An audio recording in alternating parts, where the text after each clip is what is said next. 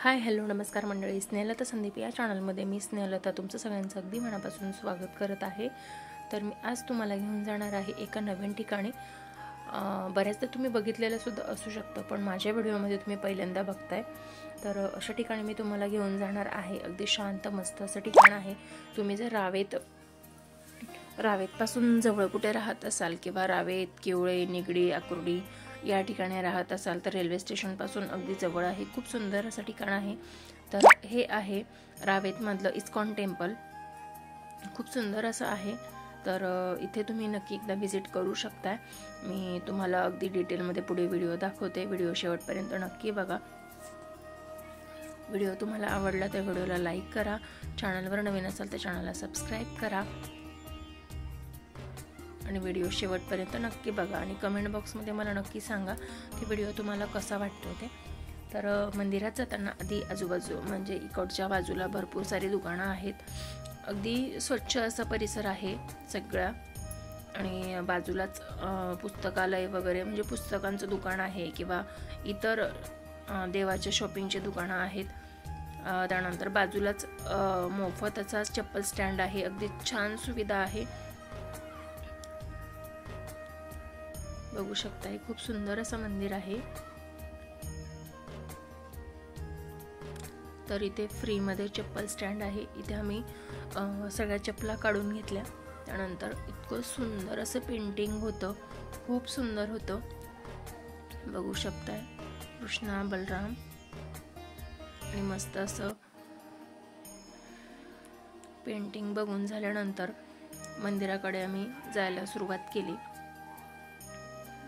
ISKCON मंदिराच्या प्रत्येक मंदिराच्या आतमध्ये जाताना तुम्हाला एक गोष्ट कंपल्सरी दिसते, तर ती मी तुम्हाला पुढे दाखवणार आहे।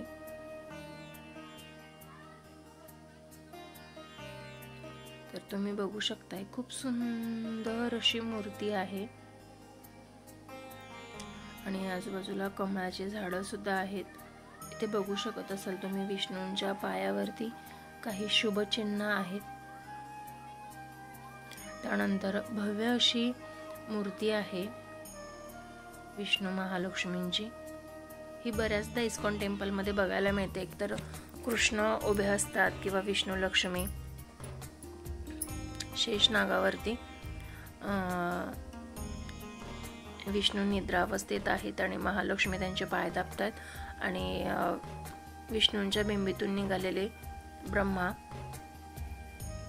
सुंदर अशी मूर्ती आहे, छान। बऱ्याचदा फोटो पॉइंट म्हणून फोटो वगैरे काढतात लोक, पण मूर्ती इतकी सुंदर होती ना, खरंच शब्दात नाही सांगू शकत आहे मी। इथे जवळपास कुठे राहत असाल ना तर आवर्जून भेट द्या एकदा। बघू शकताय महालक्ष्मीची मूर्ती सुद्धा किती सुंदर आहे आणि खूप छान वाटत होती ती मूर्ती मला। त्यानंतर मंदिरात दर्शनासाठी जायला गेलो आम्ही आणि विशेष गोष्ट म्हणजे इथला परिसर अगदी स्वच्छ नीटनेटका ठेवलेला होता आणि तो सुद्धा तिथले काही कर्मचारी आवर्जून लक्ष देतात। पण आपण स्वतः ज्या ठिकाणी आपण जातोय तिथे आवर्जून ह्या गोष्टींचं लक्ष दिलं पाहिजे की आपण तिथे कचरा करायला नको।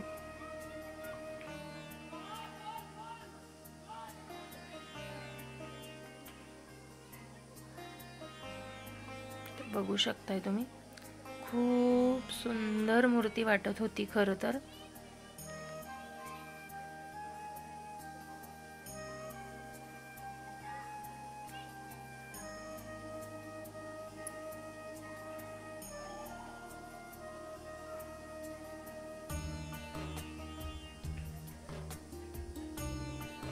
व्हिडिओ शेवटपर्यंत नक्की बघा। व्हिडिओ आवडला तर व्हिडिओला लाईक करा। चॅनलवर नवीन असाल तर चॅनलला सबस्क्राइब करा।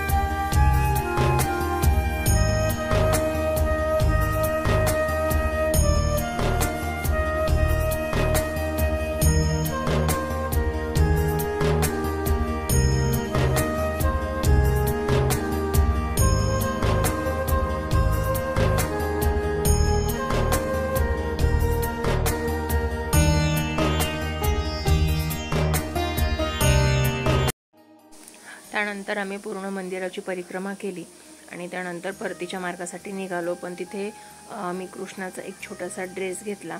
त्यानंतर तिथे महाप्रसादाची सुद्धा सुविधा होती, तर तिथे सुंदर असा महाप्रसाद आम्ही घेतला. त्यानंतर महाप्रसादासाठी सुद्धा प्रचंड अशी गर्दी होती. मस्त असा प्रसाद होता. तर तुम्हाला माझा आजचा व्हिडिओ आवडला असेल तर व्हिडिओला आवर्जून लाईक करा. चॅनलवर नवीन असाल तर चॅनलला सबस्क्राईब करा आणि व्हिडिओ तुम्हाला कसा वाटतोय कमेंट बॉक्समध्ये मला नक्की सांगा. चला तर मग भेटूया नेक्स्ट व्हिडिओमध्ये नवीन काहीतरी घेऊन. बघू शकताय किती गर्दी येते. भेटूया नेक्स्ट व्हिडिओमध्ये नवीन काहीतरी घेऊन. तोपर्यंत स्वस्त राहा, मस्त राहा, स्वतःची काळजी घ्या. Bye bye.